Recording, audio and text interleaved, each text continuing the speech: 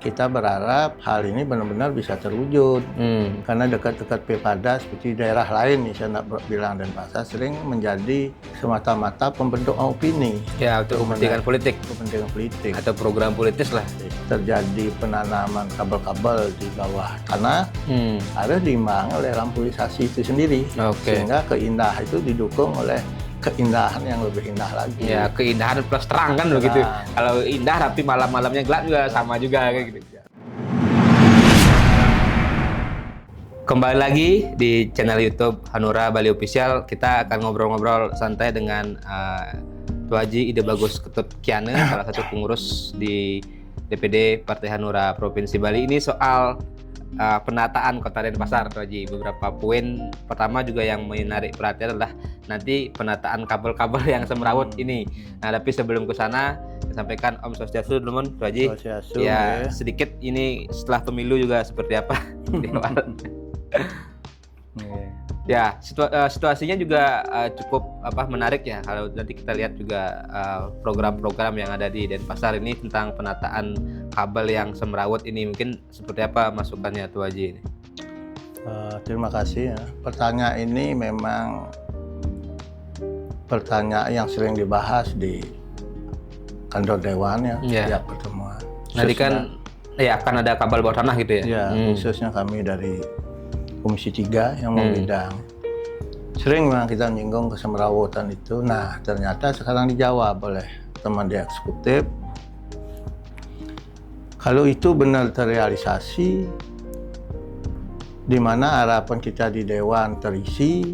Kedua, dampaknya sudah tentu keindahan kota, kan begitu, keselamatan, pejalan kaki yang juga berdampak, terutama keindahan lah.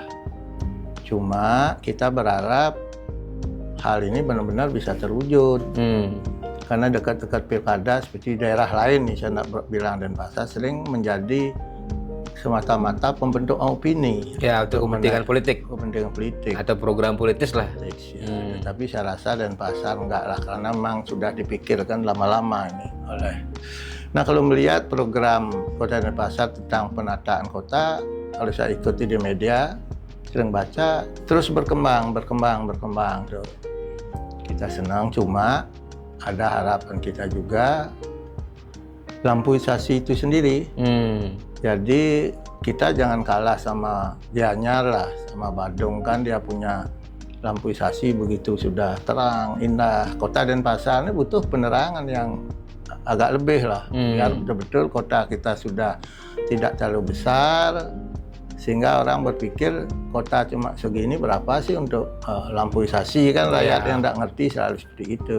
Nah, harus diimbangi begitu terjadi penanaman kabel-kabel di bawah tanah, harus diimbangi oleh lampuisasi itu sendiri. Sehingga keindahan itu didukung oleh keindahan yang lebih indah lagi. Ya, keindahan plus terang kan begitu. Kalau indah tapi malam-malamnya gelap juga sama juga kayak gitu. Nah, saya dengar di awal ini direncanakan sebenarnya atau semestinya itu sekitar panjangnya 40 km ya. Mulai dari titik 0 di kawasan Gajah Mada, mungkin juga di seputaran ke WR Supratman, kemudian ke daerah sekitar lah. Tapi yang kemungkinan akan terrealisasi sekitar 20 km untuk di tahap awal karena kaitan dengan investasi atau pembiayaan. Nah, saat ini dari Perumda Bukti Prajasewa Dharma yang menangani itu katanya masih tahap kajian dengan pihak Fakultas Teknik UNUD dan mungkin juga LPPM UNUD. Nah, bagaimana pandangan Tua Haji? Artinya dari sisi tahapan kajian ini yang katanya akan baru keluar studi kelayakannya di sekitar bulan Maret. Proyek seperti ini memang dibutuhkan kajian yang benar-benar diselesaikan dengan baik ya. Tapi setelah kajian itu saya dengar sih Oktober sudah mulai start pengerjaan realisasinya. Nah, kalau itu benar-benar dijalankan, yang tadi 40 menjadi 20 ya kita maklumi. Karena biaya kan pasti tidak kecil ya, banyak tempat-tempat yang harus dibongkar ya, yang harus dibenahi. Saya rasa kita bersyukur lah sebagai masyarakat Kota Denpasar, menunggu-nunggu dari dulu keindahan perubahan kota, ternyata sudah ditindaklanjuti oleh wali kota sekarang. Apa nanti mungkin dampaknya Tuh Haji terhadap penataan ini? Apakah hanya sekedar bicara keindahan atau mungkin ada hal-hal lain yang bisa didapat, termasuk ini kan baru, kalau tahap awal baru 20 km. Tentu kalau Denpasar kalau dilanjutkan mungkin juga butuh waktu yang lama begitu. Yang jelas pasti tim tenis itu kan skala prioritas yang lebih sering diliwat oleh masyarakat luas, yang lebih sering ditatap oleh pariwisata yang melewati tempat-tempat itu. Pasti itu yang diutamakan Ya, karena kenapa yang dipilih misalnya adalah titik nol dari Gajah Mada, berarti pertimbangannya itu. ya pertimbangannya karena bagaimanapun itu pusat kota. Pusat kota kita kalau saya lihat sekarang nggak terkesan kota ya, seharusnya kota itu kan wah gitulah. Setidaknya penatanya harus diarahkan tidak melulu pada kain-kain, mungkin sebagian untuk restoran dan lain sebagainya, sehingga jadi suasana menjadi ramai, orang nongkrong di tempat ibu kota kita. Jadi itu perlu penataan yang bagus. Nah, itu dampaknya pasti akan lari ke sana karena kabelnya sudah rapi, kan larinya ke keindahan itu. Ya saya rasa mudah-mudahan para pengusaha juga memahami buat apa dia terus bertahan dengan kain-kain kalau omset tidak jalan. Saya rasa pimpinan Pak Wali bisa ngadakan pendekatan dengan teman-teman di sana. Jadi tidak hanya juga dari sisi penataan kabelnya, tapi juga penataan kawasan bisnis di Gajah Mada juga perlu dipikirkan. Betul. Kalau tidak dia akan hampa begitu aja. Rapi tetapi tidak ada kehidupan di malam hari di sana. Tidak ada kehidupan. Maka perlu itu dirubah tenis bisnisnya lah. Saya rasa demikian untuk itu, karena tidak banyak yang bisa dampak dari itu. Seperti saya bilang, penanaman kabel kan dampaknya keindahan, kerapian, keselamatan pejalan kaki. Kalau tidak didukung oleh hal-hal yang terkait dengan penataan itu juga akan kelihatannya adem dia, ayam gitu, enggak menggigit lah. Ya, kalau dari informasi yang Tuh Haji dapat, apakah sudah ada misalnya berapa sebenarnya kebutuhan anggarannya untuk tahap awal 20 km itu, atau kalau mau dilanjutkan ke tempat yang lain? Kalau saya jujur aja masalah anggaran tidak, karena saya bukan badan anggaran, kebetulan tidak terlalu masuk ke arah itu. Kalau dulu lampuisasi yang disebut kan bekerja sama dengan investor dulu, apa ini juga bekerja sama, itu belum kita ikuti, cuma merasa bersyukur aja bahwa sudah ada langkah-langkah bagus untuk penataan ibu kota kita ini. Ya, mungkin kita bergeser dari Gajah Mada, di selatannya itu di sekitar areal Jalan Sulawesi Sumatera ya. Itu kalau nggak salah ada fasilitas baru yang dinamakan Geraha Yowana Suci. Intinya untuk mewadahi anak-anak muda atau UMKM atau pelaku usaha, anak-anak muda pelaku usaha kreatif, diberikan ruang untuk di sana menjadi semacam inkubator bisnis juga. Tapi saya lihat sejak dibuka, bukan sejak pendaftaran tenan, kayaknya belum bisa optimal juga. Apalagi di sana juga kawasan yang lumayan crowded atau macet. Nah gitu, apa mungkin masukannya Tuh Haji untuk pengembangan Geraha Yowana Suci yang di Jalan Sulawesi Sumatera ini? Kalau saya itu kalau pemerintah kan sudah niatnya sangat baik ya, membuka ruang. Tapi yang kalau bicara di alam bisnis, itu akan bisa hidup bila mana apa yang dibuka di sana memang menjadi kebutuhan masyarakat luas. Rasanya kalau makanan gitu rasanya kurang kena.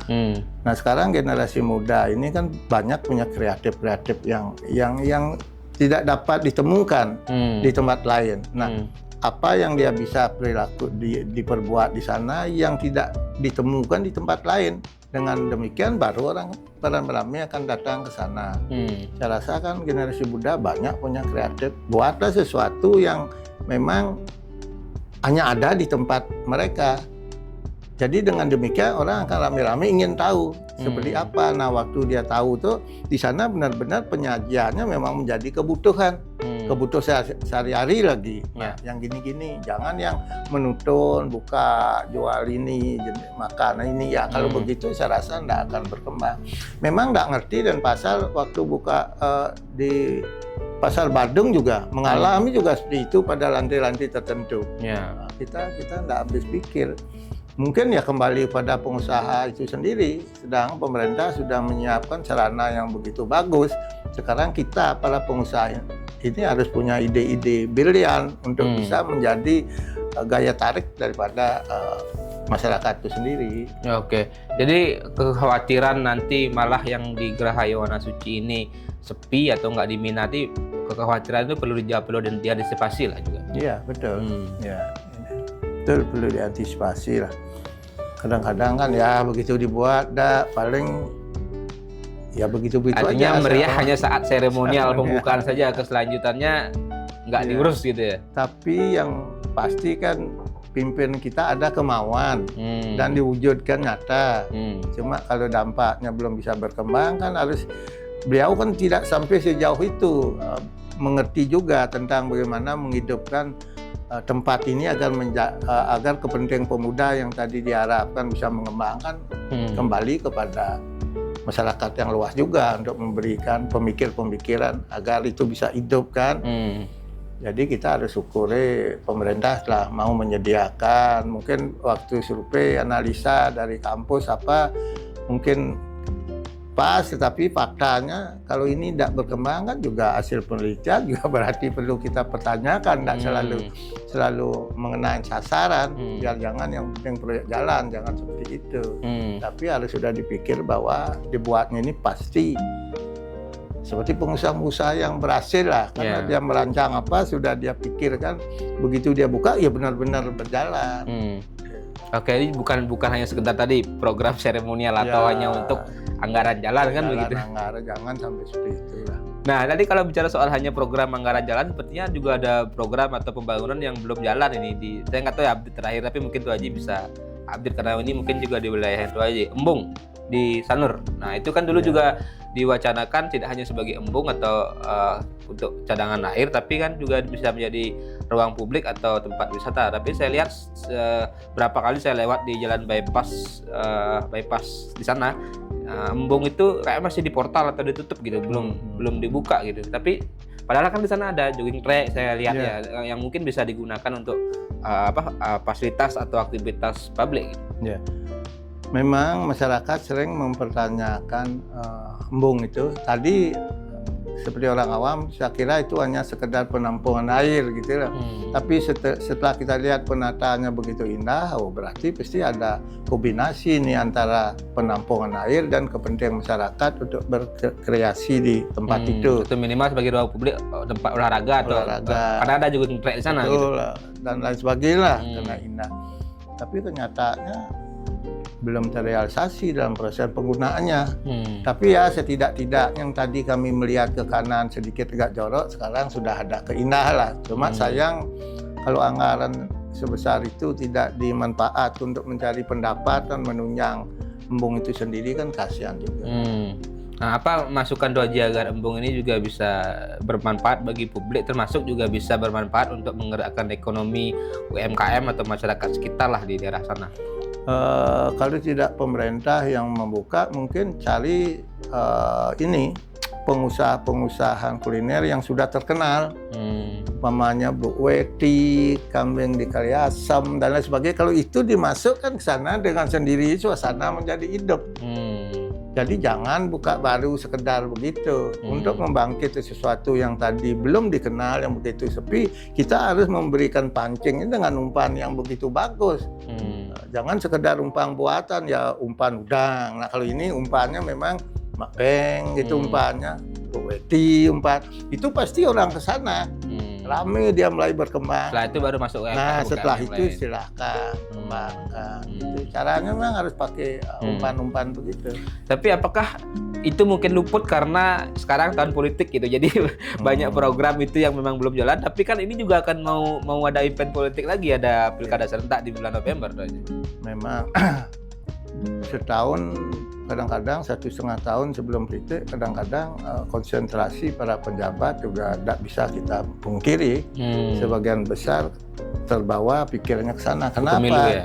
Karena hampir sebagian besar pimpinan partai politik, penjabat itu pimpinan partai politik. Ya, dia kepala daerah sebagai juga pimpinan partai politik. Sehingga dia punya kewajiban moral dan kewajiban organisasi untuk memenangkan partainya. Nah itu tidak bisa diingkari. Kadang-kadang kegiatan itu hampir sering mengarah kepada gimana membuat suasana masyarakat senang. mungkin kita buatkan pasar murah dan lain sebagainya. Karena juga untuk mengantisipasi resesi yang terjadi. Tapi kalau orang politik melihat kan, wah ini pasti. Nah kayak pemerintah disoroti lah dengan bantuan-bantuan bansos. Ya dibilang itu kepentingan masyarakat, di sisi lain pasti berdampak pada kepentingan politik itu sendiri. Rakyat pasti cenderung untuk memberikan pilihannya kepada orang yang memperhatikan kepentingan mereka. Nah situasi sekarang di luar praduga kita semua lah, orang-orang politik masuk kami. Siapa yang sangka kalau situasi Bali yang dulu waktu pemilihan Pak Jokowi 92% lebih, sekarang kita bisa cuma 45%. Nah, kalau kami kaitkan dengan penyimpangan, rasanya ini kita harus menjadi orang yang berpikir jujur dalam pikiran sendiri. Kalau kita berpikir tentang kepentingan partai politik, kita pasti berkatanya lain. Kalau mau jadi politikus yang benar-benar bisa nanti didengar, diterima masyarakat, kita harus bisa menempatkan diri saat kapan berpikir tentang penting politik, saat kapan kita berpikir tentang realitas yang terjadi. Nah kalau sekarang orang rame-rame terjadi penyimpangan, kecurangan, apa ya? Kalau di Bali itu bisa terjadi karena yang berkuasa itu kita ini, apa iya? Maka saya cenderung memang rakyat tidak ngerti, mungkin sudah Tuhan memberkati Prabowo yang harus jadi di tahun ini gitulah. Kalau dilihat kualitasnya Ganjar sama Mahfud kan harus kita akui. Yang satu di birokrasi, yang satu birokrasi, politik dan hukum kan ini. Tetapi generasi muda mengenai suasana baru. Karena si Gibran juga bukan orang bodoh-bodoh amat, cuma gayanya aja gaya bodoh-bodohan gitu. Atau mungkin memang sengaja disetting biar gayanya bodoh-bodohan. Begitu dia bicara banyak sekali omongnya kan. Begitu bicara mengejutkan. Saya rasa teman-teman harus mengutamakan keamanan negara kita lah. Kita mau mengoreksi kecurangan boleh-boleh aja, tetapi prosedural kan yang namanya ini kan seharusnya aduannya ke Bawaslu. Dari Bawaslu tidak bisa terima ke Mahkamah Konstitusi kan itu. Tapi kalau dalam politik kan pikirnya mesti lain. Pasti nyari yang gregetan, hak angket ini. Karena itu kan lebih kepada politis sebenarnya. Betul, tapi saya rasa tidak akan. Dia akan berjalan begitu dan begitu hitungan selesai yang memang diatur oleh undang-undang melalui bertahap ini, begitu tok selesai. Nah ini kalau politik, saya orang politik kan ya menutupi lah sedikit kan, biasa kita tidak mau bicara terlalu jauh, tapi cuma saya ingin setelah ini buatlah suasana aman, karena kalau itu terjadi kan berdampak juga kepada legislatif kan, kasihan. Dia sudah dapat suara sekian, sudah lolos, diulang kembali dan lain sebagainya kan kacau. Jadi memang sebenarnya kondusivitas yang kita harapkan kan begitu. Harapan mungkin juga untuk pemilu ini dan harapan kepada masyarakat pasca pemilu ini apa? Pertama, harapan kita setelah selesai ini sudahlah kita kembali seperti biasa. Kan sudah lama pengalaman, udahlah habis selesai ini kembali ya. Tidak usah kita harus ada rasa benci dan sebagainya. Harapan kami kepemimpinan yang baru udah jelas harus bisa melebihi apa yang dilakukan oleh pemimpin sebelumnya. Jangan mundur kembali. Cuma saya senang dengan menang ini, walaupun saya orang masuk di Ganjar kan, karena partai kami kan gabung di sana. Saya senangnya proyek ibu kota baru ini terlaksana, karena kami berpikir kalau ibu kota sudah dipindahkan, Jakarta tidak sempak lagi, apalagi ada penurunan tanah.